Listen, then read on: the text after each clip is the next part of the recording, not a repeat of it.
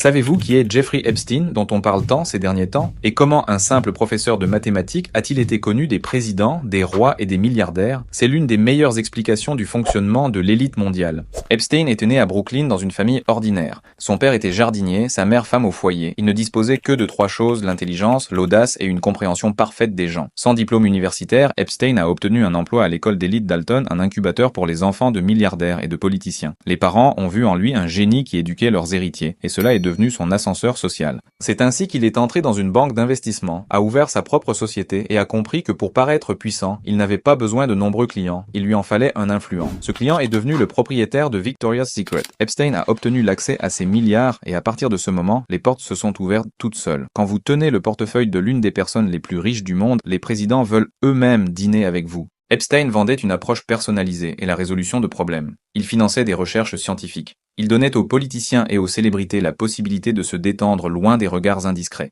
Pour les hommes d'affaires, il créait un environnement fermé où les décisions étaient prises sans protocole. Il utilisait magistralement l'effet de «Allô, si vous êtes ami avec Trump, Clinton pense que vous êtes important. Si vous voyagez avec Clinton en Afrique, le prince Andrew vous considère comme fiable». C'était une gigantesque pyramide de confiance où chaque nouveau participant confirmait la légitimité d'Epstein par son autorité. Et comment l'histoire d'Epstein s'est terminée, nous le savons tous par les actualités.